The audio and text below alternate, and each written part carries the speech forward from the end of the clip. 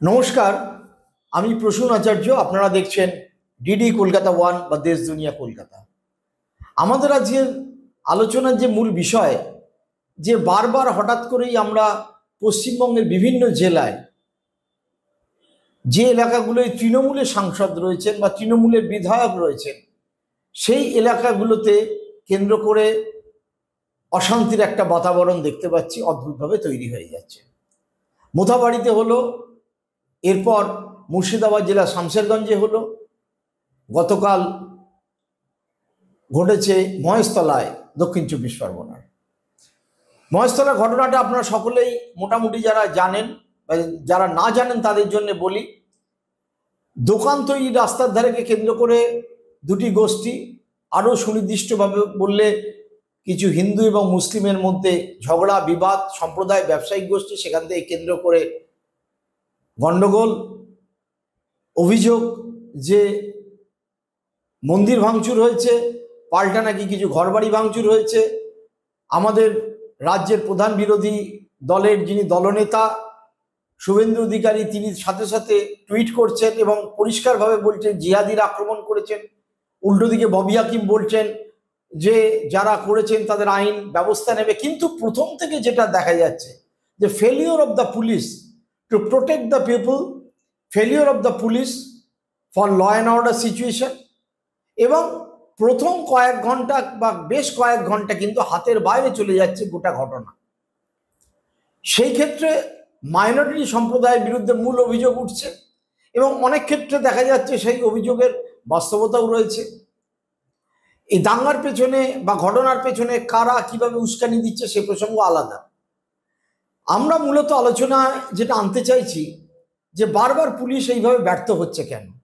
তার আগে বলে নেওয়া যাক যে মহেশতলা কলকাতা সংলগ্ন এমন একটি বিধানসভা কেন্দ্র, যে বিধানসভা কেন্দ্র দীর্ঘদিন ধরে সিপিআইএমের দখলে ছিল। সিপিআইএমের আবুল বাশার সেখানে বহু বছর জিতেছিলেন, বিধায়ক ছিলেন। বাশার সাহেব আসতেন একেবারে সাধারণ হতদরিদ্র একজন শ্রমিক ট্রেড ইউনিয়ন লিডার। আমার মনে আছে অ্যাসেম্বলিতে আসতেন একটা পাঞ্জাবি এবং পাজামা পরে, বোঝাই যেত না তিনি একজন বিধায়ক। পরবর্তীকালে মুরাসলি মোল্লা, শুধু শিক্ষিত মানুষ নন, মুরাসলি মোল্লা সিপিএমের বিধায়ক ছিলেন এবং তিনি শুধু ইসলামের ব্যাপারে নয়, হিন্দু বেদ পুরাণের ব্যাপারেও তার অসম্ভব জ্ঞান ছিল। পণ্ডিত মানুষ, আলোচনা করতেন এবং আলোচনা করতেন একই সঙ্গে বসে যে কিভাবে গোটা ব্যাপারটা নষ্ট হয়ে যাচ্ছে দেশের। বিশেষ করে যখন বিজেপির উত্থান ঘটলো কেন্দ্রীয় সরকারে, এনডিএ ক্ষমতায় এলো, আডবাণী বাজপেয়ী তারা দেশ চালাতে শুরু করলেন এবং আমাদের রাজ্যে বুদ্ধদেব ভট্টাচার্য যখন সরকার চলছে তখনও মুরাসলি মান্নার সাথে এই ব্যাপারে আমার আলোচনা হয়েছে। এরপরে 11 সালের পরিবর্তনে হয় কস্তুরী দাস, আমাদের জলশোভন যিনি এখন বৈশাখীর সঙ্গে থাকেন, শোভন চট্টোপাধ্যায়, তার শাশুড়ি ছিলেন। তারপর পরবর্তীকালে শোভনের শ্বশুর মশাই, আনঅফিসিয়াল এখন শ্বশুর মশাই, যিনি দুলাল দাস, ওই এলাকার তৃণমূলের বিধায়ক, প্রচুর বড়লোক মানুষ। মুরাসলি মান্না বা আবুল বাশারের সাথে দুলাল দাসের কোনো তুলনাই করা যায় না। মানে আপনি যদি আদানি বা আম্বানির সাথে পাড়ার একটা ছোট দোকানদারের তুলনা করেন তো সেই রকম সম্পদের পরিমাণ। কিন্তু মূল বিষয়ে আসি, যেখানে হিন্দু মুসলিম দুটো সম্প্রদায়ের মানুষই থাকেন ডায়মন্ড বা লোকসভা কেন্দ্রের মধ্যে, সকাল থেকে যখন এই ঘটনা বুধবার দিন ঘটছে তখন পুলিশ অ্যাকশন নিতে কেন দেরি করলো? আমরা টিভিতে দেখতে পেলাম অদ্ভুতভাবে পুলিশের ওপরে পাথর ছুটছে একদল উত্তেজিত ছেলে এবং পুলিশ কাঁদানে গ্যাস ফায়ার করছে, কখনো লাঠি নিয়ে তাড়া করছে, পুলিশ ইনজিওর্ড হচ্ছে, ডিসি বোর্ড আহত হয়েছেন, কলকাতা থেকে পুলিশ গেছে, জেলা থেকে পুলিশ গেছে, অদ্ভুত সেন্সিটিভ জায়গা। এবং শুভেন্দু অধিকারী অ্যাসেম্বলি থেকে বেরিয়ে প্রেস কনফারেন্স করছেন, তিনি বলছেন যে সেন্ট্রাল ফোর্স নামাতে হবে, তিনি সরাসরি জিহাদিদের বিরুদ্ধে কথা বলছেন। অন্য দিক থেকে ববি হাকিম বলছেন যারা অপরাধ করেছেন আইন তাদের ব্যবস্থা নেবে, বিজেপি এই অবস্থা তৈরি করার চেষ্টা করছে। হ্যাঁ, সত্যিই তাই করতে পারে বিজেপি, কারণ তাদের উদ্দেশ্য থাকতে পারে তারা হিন্দু ভোট কনসলিডেট করার জন্য এ কাজ করছে। শুভেন্দু অধিকারী বারবার তুলসী মঞ্চের কথা তুলছিলেন, মন্দিরের কথা তুলছেন, এবং আমি দেখলাম অবাঙালিরা তারা এই ব্যাপারে ভিডিও পোস্ট করছেন মন্দিরের মধ্যে থেকে। সত্যি কথা বলতে কি, আজকে পশ্চিমবঙ্গের যে পরিস্থিতি দাঁড়িয়েছে, সেই পরিস্থিতির দায় তৃণমূল একেবারেই অ্যাভয়েড করতে পারে না।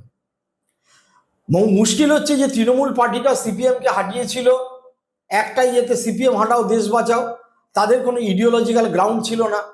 এখন আলটিমেটলি যখন রাজ্যের হিন্দু ভোটের মাত্র 40% তাদের হাতে পড়ে আছে, তখন মমতা বন্দ্যোপাধ্যায় কখনো দীঘায় জগন্নাথের মন্দির করছেন, আর পাড়ায় পাড়ায় কাউন্সিলররা রামনবমীর শোভাযাত্রা করছে, পাড়ায় পাড়ায় মন্দির তৈরি করছে। এইভাবে কখনো হিন্দু ভোট ধরে রাখতে পারা যায় নাকি? অরবিন্দ কেজরিওয়ালও একই কাজ করেছিলেন। আর উল্টো দিক থেকে মুসলিমদের মধ্যে যে যারা অ্যান্টি সোশ্যাল বা দুষ্কর্ম করছে, পুলিশ তাদের বিরুদ্ধে অ্যাকশন নিতে গেলে 4 বার করে ভাবছে। এটা ঠিক, মমতা বন্দ্যোপাধ্যায়ের আমলে পুলিশি অ্যাট্রোসিটির অভিযোগ তুলনায় কম, গুলি চলেনি বলাই চলে, খুব কম চলেছে, পুলিশের গুলিতে মৃত্যু হয়নি, যেটা মমতা বন্দ্যোপাধ্যায় নন্দীগ্রামের ঘটনা এবং আরও অন্যান্য ঘটনা থেকে শিক্ষা পেয়ে পুলিশকে স্ট্রিক্টলি বলে দিয়েছেন যে পুলিশ যেন গুলি না চালায়। আমরা দেখেছি কলকাতায় বিভিন্ন সময় ভয়ঙ্কর ঘটনা ঘটেছে, মানুষ উত্তেজিত হয়ে ঘন্টার পর ঘন্টা পথ অবরোধ করেছে, পুলিশের ওপর আক্রমণ করেছে, অভয়াকাণ্ডের পরে তারা জমায়েত করেছে, কিন্তু পুলিশ কখনো গুলি চালায়নি। কিন্তু আজকের পুলিশের যে অবস্থা দাঁড়িয়েছে, মার খেয়েও পুলিশকে দাঁড়িয়ে থাকতে হচ্ছে। মানুষ এখন ইন্টারনেটের যুগ, এখন টিভি চ্যানেলে সব কিছুই দেখতে পান, ফলে স্বাভাবিকভাবেই মানুষের মধ্যে প্রশ্ন ওঠাটা স্বাভাবিক, তাহলে কি রাজ্যের ল অ্যান্ড অর্ডার অবস্থা একেবারে ভেঙে পড়েছে? এটা ঘটনা, এই ঘটনাকে কেন্দ্র করে ল অ্যান্ড অর্ডার ভেঙে পড়েছে এমনও নয়, এমনও অবস্থা নয় যে রাজ্যের এখনই ভোট হলে তৃণমূল সরকার হেরে যাবে বা বিজেপি জিতবে, বরঞ্চ এখন ভোট হলেও বিজেপি তৃণমূলের জয়ের সম্ভাবনা বেশি। আজ থেকে 8 মাস বাদে, অর্থাৎ যখন ভোট ডিক্লেয়ার হবে জানুয়ারি এন্ড ফেব্রুয়ারি মাস বা মার্চ মাস নাগাদ যদি শিডিউল ভোট হয়, তাহলেও তৃণমূলের জয়ের সম্ভাবনা বেশি। কিন্তু তা সত্ত্বেও বারবার এই যে পরিস্থিতির সৃষ্টি হচ্ছে, তার মূল কারণ হচ্ছে রাজ্যে মুসলিমদের মধ্যেও একটা ভয়ঙ্কর কর্মহীনতা সৃষ্টি হয়েছে, গরিবি বাড়ছে, রাজ্যে 100 দিনের কাজের ঘাটতি তৈরি হয়েছে, গ্রাম অঞ্চলে মানুষের কাজ নেই। দক্ষিণ 24 পরগনা বলুন কি মুর্শিদাবাদ জেলা বলুন, মালদা জেলা বলুন, বাঁকুড়া বীরভূম বলুন বা দক্ষিণ 24 পরগনার মানুষ বলুন, তারা কাজের সন্ধানে অন্য রাজ্যে পাড়ি দিচ্ছে। এবং যারা রয়ে যাচ্ছেন বেকার যুবক, তাদের দৈনন্দিন 150 টাকা 200 টাকা রোজগার করতে তাদের কালঘাম ছুটে যাচ্ছে, তারা কাজ পাচ্ছে না। একমাত্র যারা স্কিল লেবার, বাড়ি তৈরির, আবাসন শিল্পের, তাদের কিছু কাজ আছে, কিন্তু সেই কাজটাও এত বেশি পরিমাণে নিয়োগ হচ্ছে যে কন্ট্রাক্টররা তাদের যে প্রয়োজনীয় রেট তার থেকে অনেক কম রেটে কাজ করাচ্ছে। অর্থাৎ মুসলিমদের মধ্যে একটা প্রকট দারিদ্র্য, সেই দারিদ্র্যকে কেন্দ্র করে তাদের মধ্যে একটা ভয়ঙ্কর অস্থিরতা তৈরি হচ্ছে। অন্য দিক থেকে বিজেপি এবং আরএসএস মূলত শুভেন্দু অধিকারীর নেতৃত্বে যে সনাতনী হিন্দুদের তিনি যে ডাক দিচ্ছেন, বারবার সিঁদুরের কথা বলছেন, সেই ক্ষেত্রে হিন্দু ভোট কনসলিডেশন এবং তার সাথে সুকান্ত মজুমদারও গলা মেলাচ্ছেন, তারা হিন্দু ভোট কনসলিডেশনের জন্য যে কোনো ঘটনাকে কেন্দ্র করে এইরকম একটা অস্থির অবস্থা তৈরি করছেন। ফলে সাধারণ মানুষের জীবন জীবিকা, সাধারণ মানুষের দৈনন্দিন অবস্থার একটা ভয়ঙ্কর প্রভাব পড়ছে। এবং পশ্চিমবঙ্গকে বাইরের স্টেটের পক্ষে কখনো জেহাদিদের স্বর্গরাজ্য বলছে। আমি তো বিভিন্ন স্টেটে আমার বন্ধু আছেন, তারা সত্যি সত্যি জিজ্ঞেস করেন যে পশ্চিমবঙ্গের কি এইরকম অবস্থা? বিহার থেকে, উত্তরপ্রদেশ থেকে, দিল্লি থেকে, দক্ষিণ ভারত থেকে, এমনকি আসাম থেকেও আসা লোকেরা জিজ্ঞেস করেন পশ্চিমবঙ্গের যে ছবি বাইরের রাজ্যে ফুটে উঠছে, সেটা যে খুব বেশি বাস্তব না, সেটা বোঝাতে রীতিমতো বেগ পেতে হয়। এর প্রধান কারণ হচ্ছে পশ্চিমবঙ্গের প্রায় 30% মানুষ বিপিএল অর্থাৎ বিলো পভার্টি লাইন বাস করেন।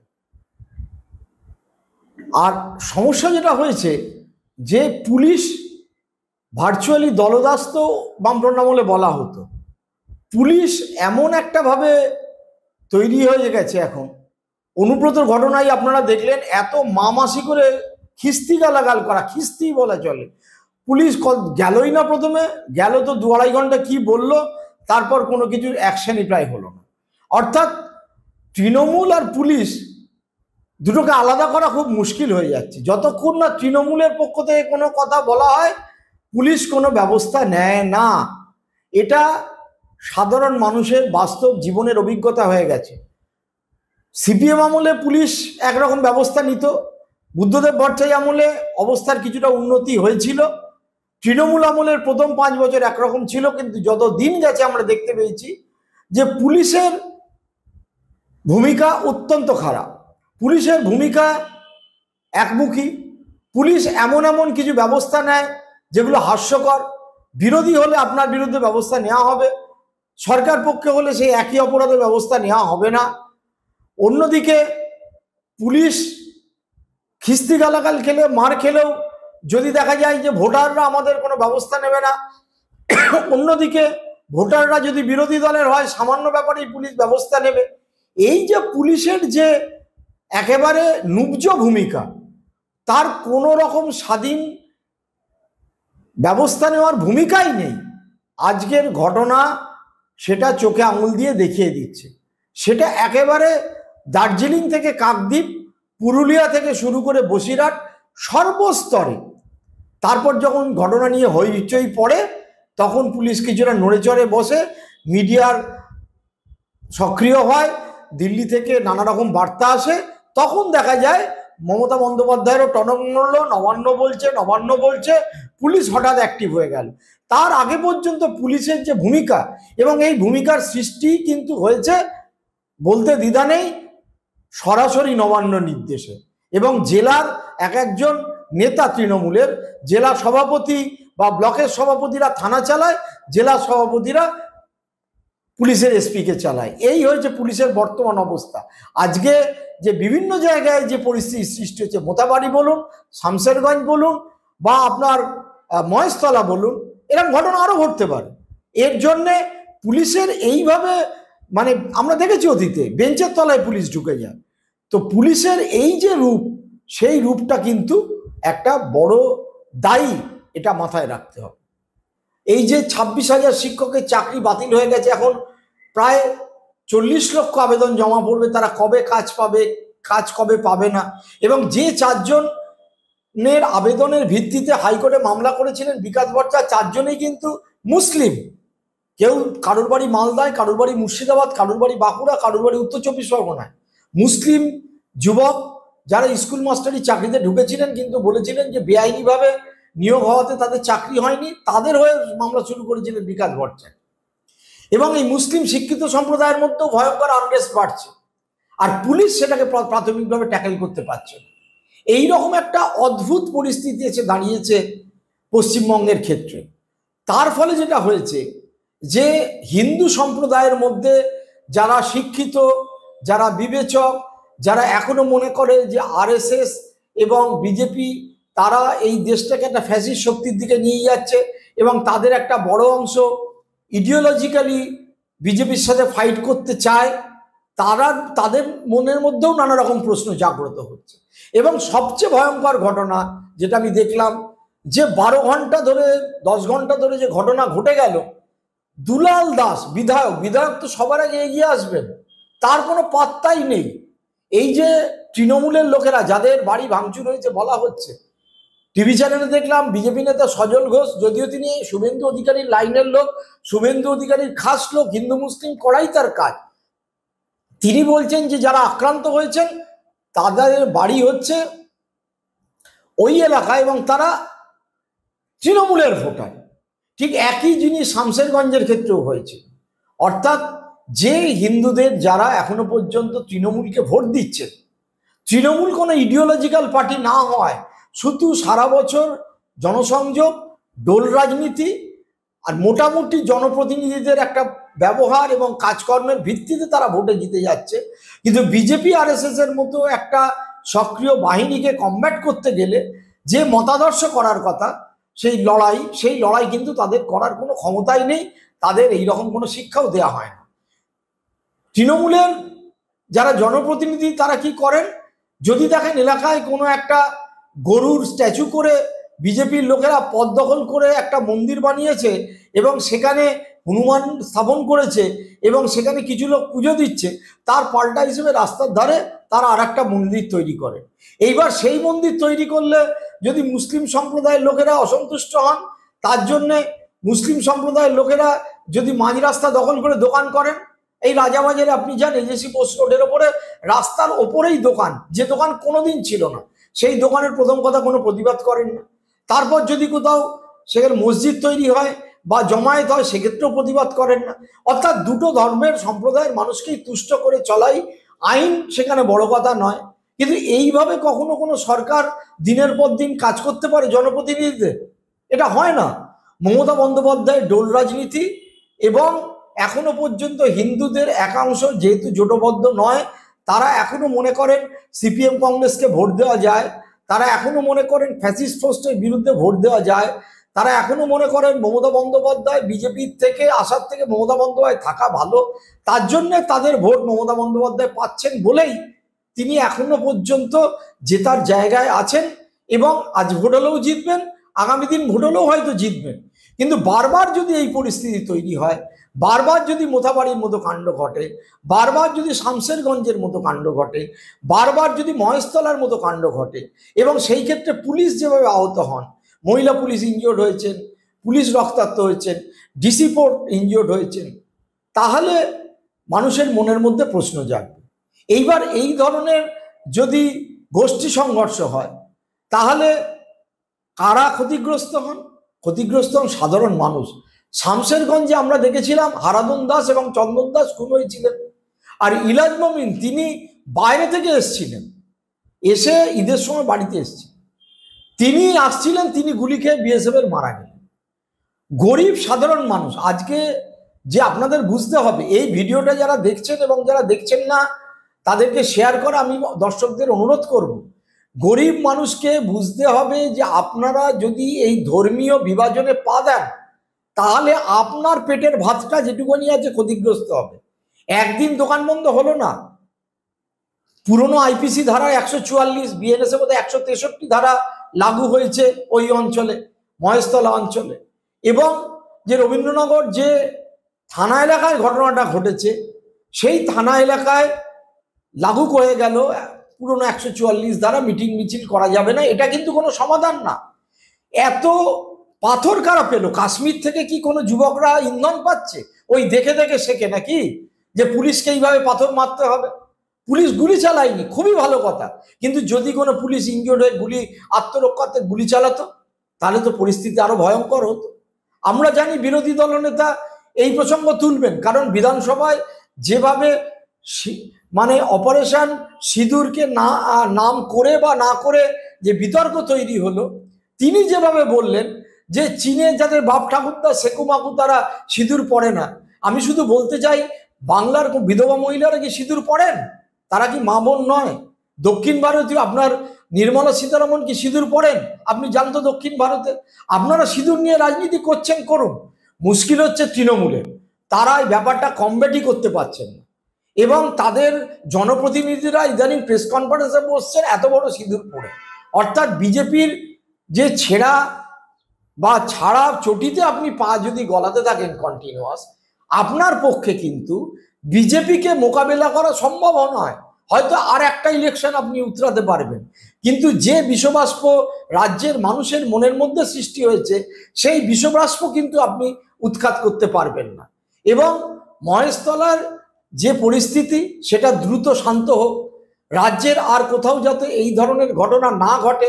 এবং আমি তৃণমূলের যারা নেতা কর্মীদের বলবো যে আপনারা মতাদর্শগতভাবে লড়াই করুন। একটা হিন্দু মন্দিরের পাল্টা আর একটা হিন্দু মন্দির নয়। পথ দখল করে, রাস্তা দখল করে হিন্দু মন্দির করা বা মুসলিম মাজার করা বা সেখানে একটা মসজিদ করা কোনো কাজের কথা নয়। দাবি তুলুন যে কি করে চাকরি হবে, দাবি তুলুন কর্মসংস্থানের, দাবি তুলুন পরিবেশের, দাবি তুলুন পথঘাটের, দাবি তুলুন হসপিটালের, তবেই সেটা দাঁড়াবে।